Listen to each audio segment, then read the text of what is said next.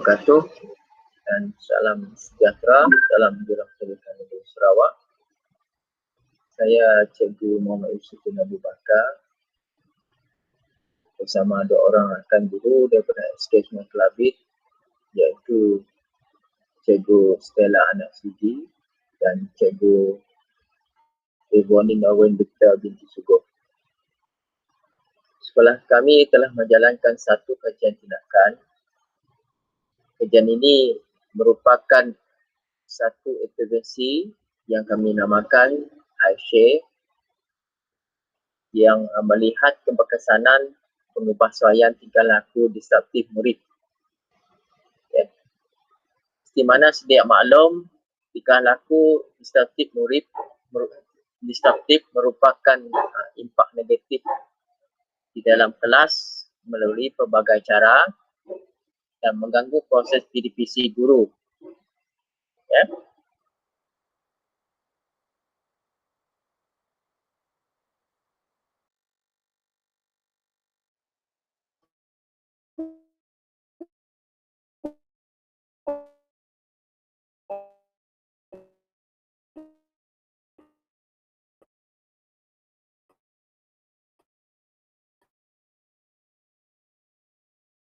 Jadi penggunaan intervensi yang kami namakan yang mempunyai masalah disruptif di sekolah-sekolah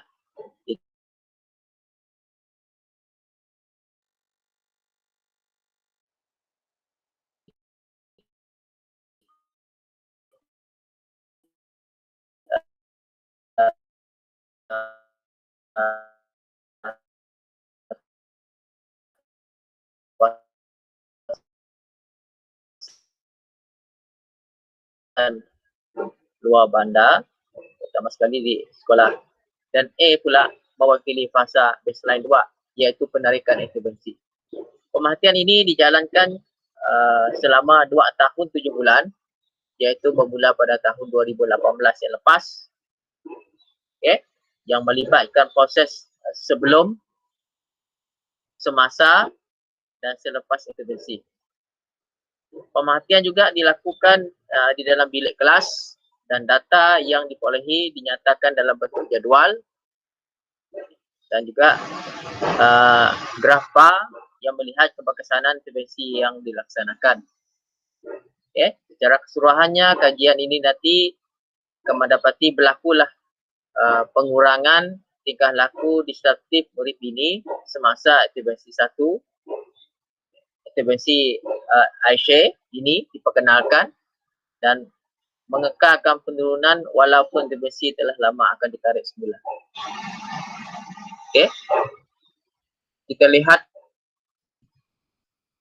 pengenalan bagi sampel kami, iaitu murid itu tadi yang berada di tahun 3. Murid ini merupakan murid tahun 3 berumur 9 tahun dan diselidiki murid ini berada di tahun 1 2018 yang lepas, merupakan seorang saja murid tahun 1 pada ketika itu dan dia tidak mendapat pendidikan awal prasekolah dan dijaga oleh datuk dan nenek dan merupakan anak tunggal dalam keluarga, iaitu cucu kepada datuk dan nenek tadi, dan tinggal di salah sebuah rumah panjang di kawasan pendalaman. Pastikan analisis tinjauan, okay. Tinjauan masalah kepada murid ini. Guru telah membuat pemerhatian selama 2 tahun 7 bulan ke atas responden sepanjang sesi persekolahan sebelum kajian ini dilaksanakan. Pemerhatian telah dilakukan oleh guru dan guru telah berbincang dengan guru subjek yang lain mengenai tingkah laku sampel, iaitu responden 1 tadi dalam kelas PDPC biasa dalam sesi persekolahan. Okay. Jadi ada beberapa catatan pemerhatian yang telah dinyatakan pada awal kajian.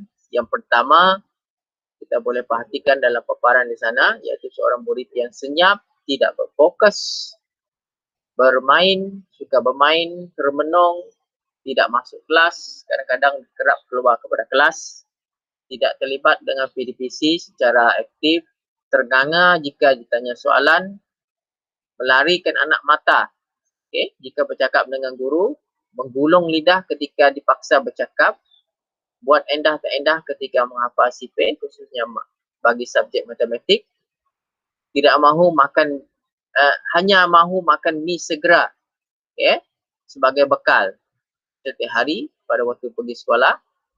Ini pemerhatian yang dibuat oleh guru RMT dan perlu dihantar oleh penjaga, iaitu datuk dan neneknya tadi, untuk masuk ke kelas dan masih menyusu menggunakan botol susu sehingga kini, maksudnya sehingga tahun 2020 ini, dan tidak menguasai kemahiran 3M dan tidak menyiapkan latihan yang diberikan oleh guru di dalam kelas.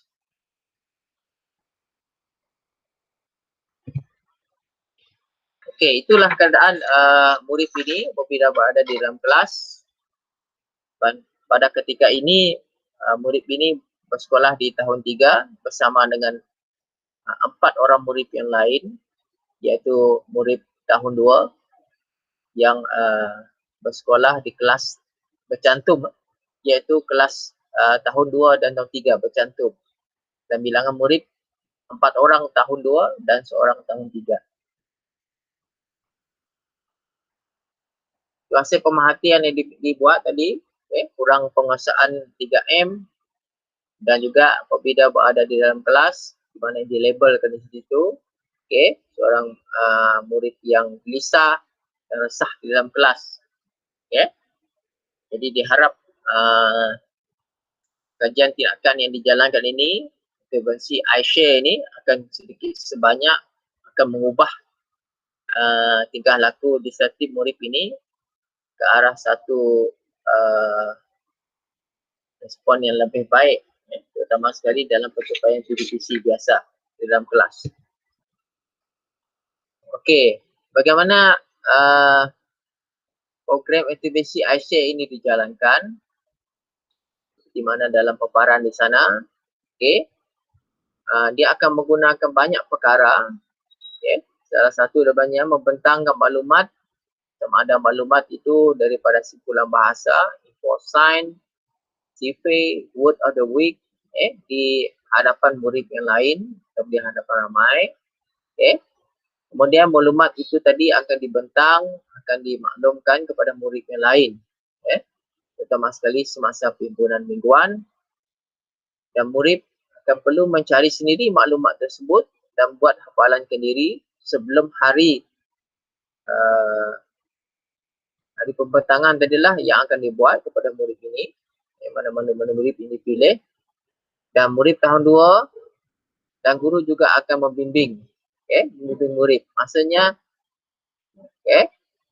cara pendekatan ini akan membantu sama ada di kalangan guru ataupun murid yang lain akan membantu murid ini tadi. Dalam paparan gambar sana itu salah satu intervensi iShare dijalankan.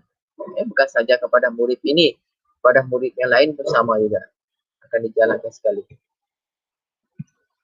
Okey, data berdasarkan data pemerhatian dan penilaian yang diperolehi, data-data tersebut diperolehi dari segi kehadiran, akademik, pemerhatian tingkah laku sama ada daripada guru ataupun ibu bapa dan penjaga, dan dua subjek utama di sana iaitu bahasa Melayu dan matematik. Okey, yang pertama dari segi kehadiran. Dari apa yang kita perhatikan di sana, kehadiran murid ini bermula pada tahun 2018 yang lepas. Kita boleh perhatikan Januari, Januari sebanyak 54.4%. Kalau berbanding kepada Januari pada tahun ini, iaitu tahun ini 2020, 100%. Maksudnya dari segi kehadiran dia ada peningkatan. Jadi yang begitu ketara. Selepas kita ada nampak sedikit perubahan kita jalankan program ini ke atas murid ini tadi. Dan sehingga pada bulan September, kalau boleh kita perhatikan September pada tahun 2018 yang lepas, masih 100%, dan tahun ini pun sama, 100%. Dari situ kita boleh perhatikan, dia ada perubahan di sana. Perubahan tingkah laku murid ini dari segi kehadiran. Daripada segi subjek tadi, subjek bahasa Melayu, kita boleh perhatikan sana apabila ujian analisis diagnostik bahasa Melayu dijalankan, kita boleh perhatikan pada peringkat awalnya, banyak soalan yang salah dijawab oleh murid ini sebanyak 60. Tetapi dan soalan yang betul hanya 19. Tetapi apabila ujian sekali lagi dijalankan, banyak soalan yang betul pula, iaitu 47 dan hanya 6 soalan yang salah saja. Ini analisis ujian diagnostik yang dijalankan, soalan-soalan yang terlibat.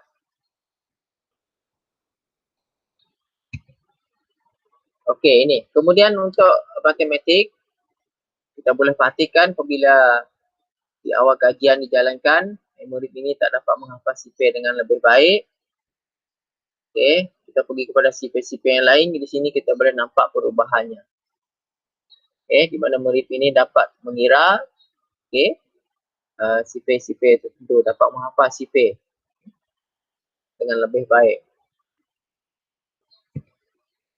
Kemudian dari segi analisis pemerhatian tingkah laku murid ini, kita boleh perhatikan, pada peringkat permulaannya, baseline yang pertama kita nampak 100%.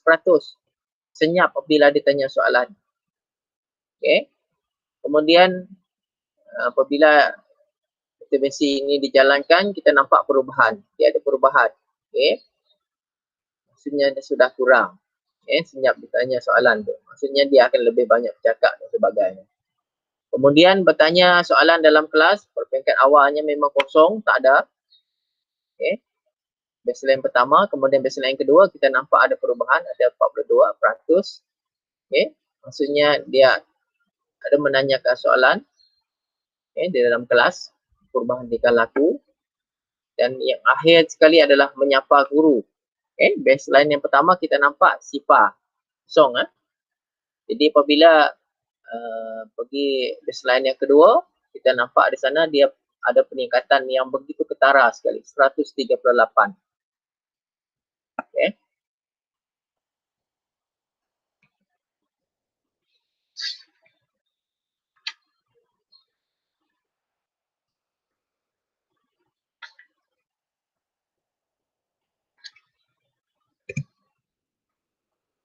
Kalau kita perhatikan, berdasarkan hasil dapatan kajian ini tadi, dapatlah dirumuskan bahawa pendekatan yang digunakan pakai berhasil mengubah tingkah laku murid yang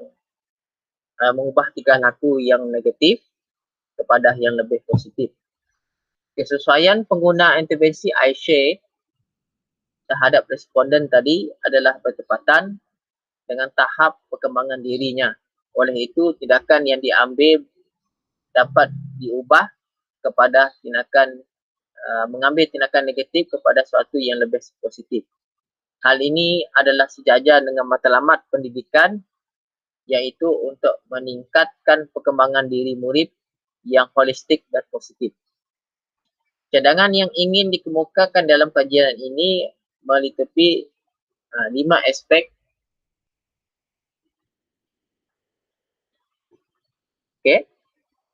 Iaitu subjek, guru, reka bentuk, kajian yang dipilih, jangka masa kajian itu dilaksanakan.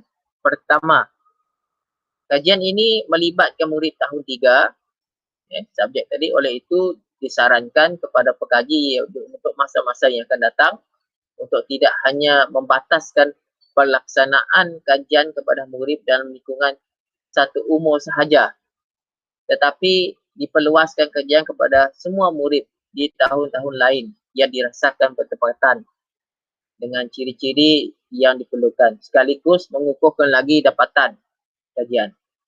Kajian ini juga dilaksanakan selama 2 tahun 7 bulan dalam waktu persekolahan untuk mengetahui ketepatan keberkesanan intervensi dalam mengubah sesuai tingkah laku disruptif. Kajian pada masa akan datang harus dilaksanakan dalam jangka masa yang lebih lama.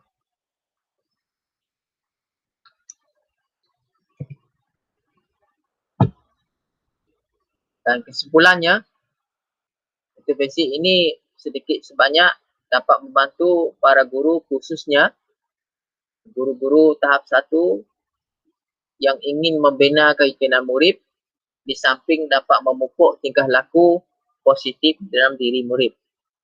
Malahan dengan